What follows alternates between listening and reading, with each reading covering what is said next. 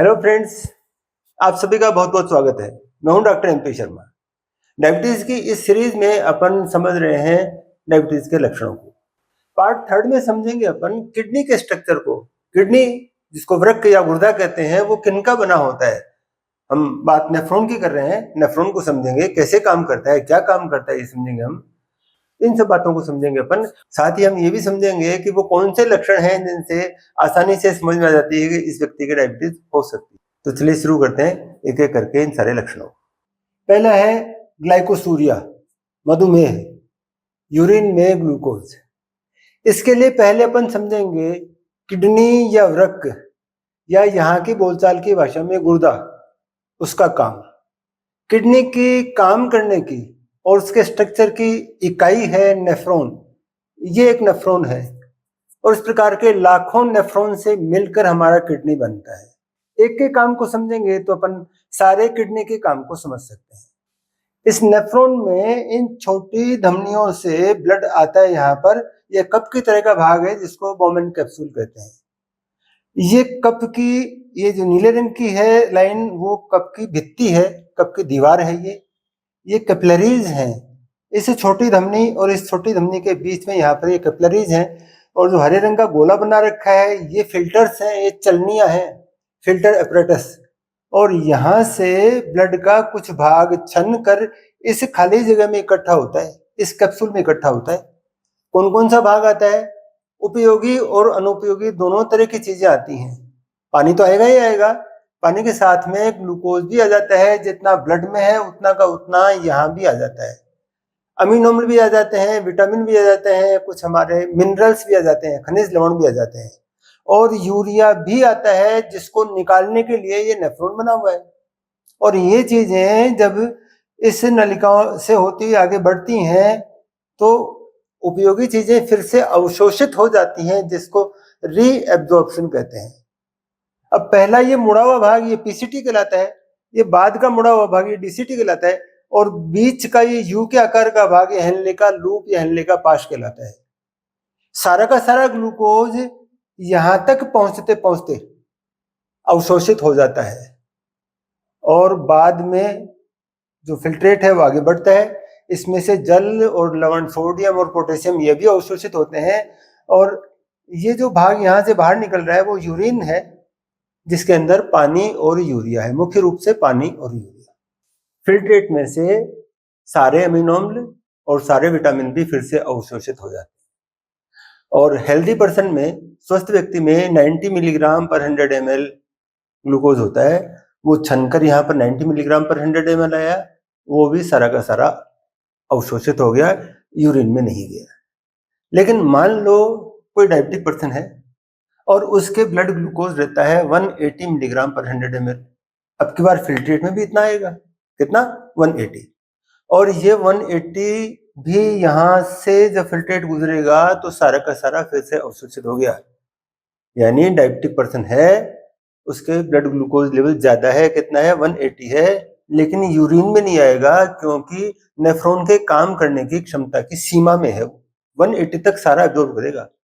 तो डायबिटीज होने के बाद भी उसके यूरिन में टेस्ट नेगेटिव आएगा। मान लो अब की बार बात कर रहे हैं अपन जिस व्यक्ति की, उसके 280 मिलीग्राम पर 100 ml ब्लड ग्लूकोज है, तो उसके भी छन के यहाँ पर 280 आएगा। इसमें से 180, 280 में से 180 तो रीएब्जॉर्ब हो जाएगा और बचा हुआ 100 यूरिन के थ्रू बाहर निकलेगा। तो इस आदमी का यूरिन टेस्ट करेंगे तो इसके यूरिन के अंदर ग्लूकोज होगा। मान लो किसी के ब्लड में 380 है, तो 380 में से 380 है, 380 में से 180 तो रीएब्जॉर्ब हो जाएगा, आपके पास उसका 200 निकलेगा। तो जितना ज्यादा ब्लड ग्लूकोज होगा उतना यूरिन में ज्यादा निकलेगा। ये अवस्था ग्लाइकोसूरिया कहलाती है। लेकिन किसी के यूरिन में ग्लूकोज नहीं है, इसका अर्थ यह नहीं है कि उसके डायबिटीज नहीं है, क्योंकि नेफ्रॉन कितना एब्जॉर्ब कर रहा है? 180 तक का एब्जॉर्ब कर देता है। अब इस ग्लाइकोसूरिया के कारण पॉलीयूरिया होता है। किस तरह से? यहां से जब ग्लूकोज भी जा रहा है आगे तो यह ग्लूकोज पानी के रीएब्जॉर्प्शन में बाधा उत्पन्न करता है। स्वस्थ व्यक्ति के फिल्ट्रेट में से 99%, 99% पानी फिर से अवशोषित हो गया और केवल 1% ही यूरिन के रूप में बाहर निकलता है। लेकिन डायबिटिक पर्सन्स के जिनके फिल्ट्रेट में ग्लूकोज है, इस ग्लूकोज के कारण पानी के पुनः अवशोषण में बाधा उत्पन्न होती है और 99% अवशोषित नहीं हो पाता। मान लें डायबिटिक पर्सन्स के 98.5% अवशोषित होता है, तो इनके बचेगा 1.5% जो यूरिन के रूप में बाहर निकलेगा। तो स्वस्थ व्यक्ति के फिल्ट्रेट का 1% यूरिन बन रहा है और डायबिटिक पर्सन्स के फिल्ट्रेट का 1.5% यूरिन बन रहा है, यानी 1.5 गुना बन रहा है।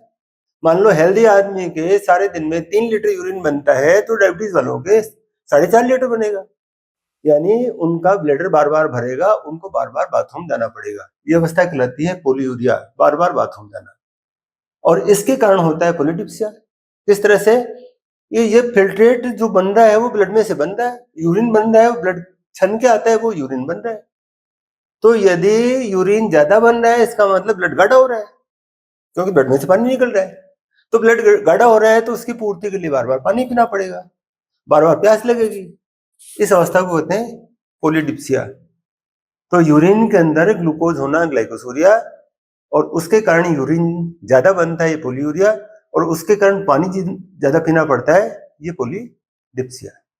अब इन लक्षणों के आधार पर ही सामान्यतया डायबिटीज के रोगियों की पहचान होती है। किस तरह से? कोई व्यक्ति डॉक्टर के पास जाता है और वो कहता है डॉक्टर साहब मैं तो शाम तक तो बिल्कुल थक जाता हूँ, बुखार जैसी अवस्था होती है, लेकिन थर्मामीटर से नापता हूँ तो बुखार तो नहीं निकलती, लेकिन थका हुआ होता रहता हूँ, कोई काम करने की इच्छा ही नहीं होती। तो डॉक्टर पूछते हैं कि क्या आपको रात में उठ के बाथरूम जाना पड़ता है? तो कहते हैं कि हाँ, मैं पानी भी खूब पीता हूँ और मेरे को बाथरूम भी जाना पड़ता है। तो डॉक्टर कहते हैं ये टेस्ट करा लो, ब्लड का और यूरिन का टेस्ट करा लो, और सामान्यतया ऐसे व्यक्तियों के डायबिटीज डायग्नोज हो जाती है, वो डायबिटीज के पेशेंट ही निकलते हैं। बार बार बाथरूम जाना, बार बार पानी पीना और हमेशा थकान बनी रहना। इस पार्ट में बस इतना ही।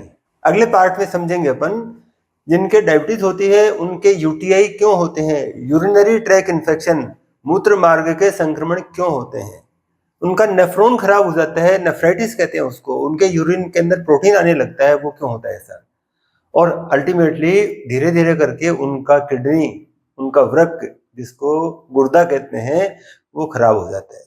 और डायबिटीज वालों को इन सब बीमारियों की आशंका खूब रहती है, तुम सावधानियां रखें। अब चलते चलते एक आवश्यक बात, यदि वीडियो आपको अच्छा लगा हो तो इसको लाइक करें, शेयर करें और चैनल को सब्सक्राइब करें। तो चलिए मिलते हैं नेक्स्ट पार्ट में नए लक्षणों के साथ में, तब तक के लिए बाय।